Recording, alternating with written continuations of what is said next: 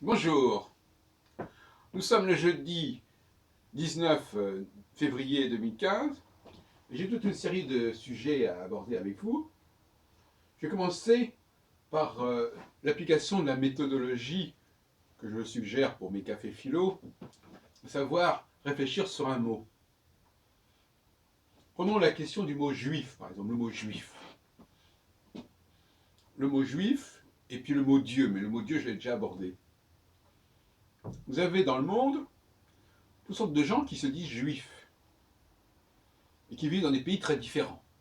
On est juif en Israël, on est juif en France, on est juif aux États-Unis, on est juif en Angleterre, on est juif encore ailleurs, en Ukraine, etc. Mais être juif dans ces gens qui se disent juifs, est-ce qu'ils sont identiques entre eux? Est-ce qu'ils se ressemblent? Est-ce que en France, les gens qui se disent juifs se ressemblent entre eux? Est-ce que le juif qui est pratiquant, est-ce que le juif qui est sioniste, le juif laïque, etc., est-ce que tous ces gens-là qui se disent juifs, qui emploient le même signifiant juif, est-ce qu'ils se ressemblent? Et ne parlons pas, effectivement, comme je viens de le dire, des juifs américains, est-ce qu'ils ressemblent aux juifs français en général?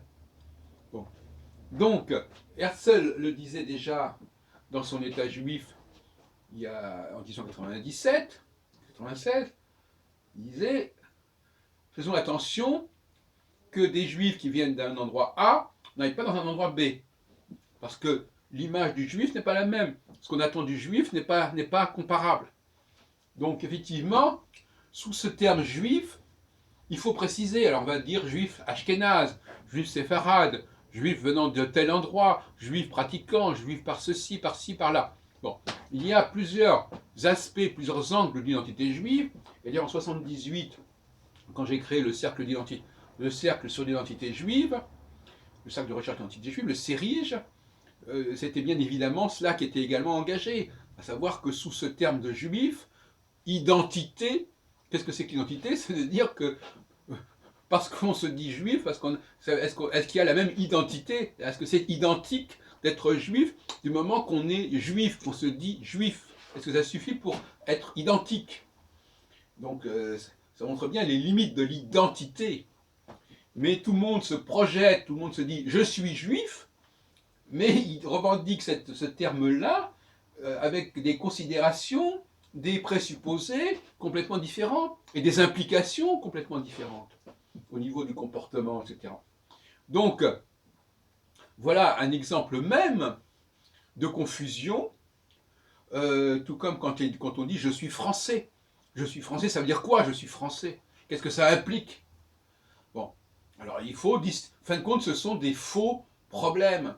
Parce qu'il est évident qu'il n'y a pas de similitude entre tous ceux qui se revendiquent d'un même mot. Il faut préciser, il faut ajouter. Il faut ajouter quoi? Il faut ajouter un adjectif. Juif ceci, juif cela. Juif venant d'ici, juif venant de là. Français d'ici, français de là. Le mot français tout court ne suffit pas. Le mot juif tout court ne suffit pas. Le mot Dieu tout court ne suffit pas. Et c'est vrai que quelque part, à un autre niveau, on peut effectivement être tenté d'employer une expression générale, sinon générique, en disant les Français, les Juifs, la question juive, etc. etc. Voyez-vous, c'est ça qui est caractéristique. Le langage invite quelque part, de manière un petit peu perverse, à une forme de généralisation, puisqu'on va dire tout simplement, ah ben oui, ce sont des gens qui se disent ceci ou qui se disent cela, donc forcément, il y a quelque chose de commun entre eux. Mais la seule chose qui soit commune entre eux, c'est qu'ils emploient le même mot. Ça ne va pas beaucoup plus loin, en fait. Parce qu'au niveau des pratiques, ne parlons même pas de ce qui se passe dans la diachronie à travers l'histoire, ce qui est un autre sujet encore, mais en même temps, il y a une continuité, puisque c'est le même mot qui est employé depuis des millénaires. Donc voilà. Alors, il y a des gens qui croient que, en réalité, ceux qui font ça, ils vont faire passer leur propre idée du sujet, du domaine, ils vont croire qu'elle est universelle. Ils disent, puisque c'est universel et que moi je pense comme ça, donc ce que je pense comme ça est universel. C'est une sorte de sophisme, mais il est très fréquent. Hein, c'est même qu'une femme va dire, les femmes sont des êtres humains, Donc moi, je pense comme ça, donc les êtres humains pensent comme moi. C'est-à-dire, on entend constamment ce genre de dérapage sémantique. Voilà. Donc, la méthodologie que je propose, c'est vrai aussi pour Dieu, c'est de prendre conscience que le mot est utilisé à toutes les sauces, est mis à toutes les sauces, dans l'espace et dans le temps, et que il faut clarifier, il faut préciser les choses à un moment donné, et ajouter, préciser, ajouter un adjectif, ajouter un élément de provenance, ajouter un élément de distinction qui va effectivement permettre à la fois de respecter le point commun, le signifiant commun, mais qui va être complété par ce qu'on peut appeler un signifié. Alors, un signifié, c'est-à-dire qu'en fin de compte, l'adjectif ou l'adverbe deviendrait le signifié, et le nom et le verbe deviendraient le signifiant.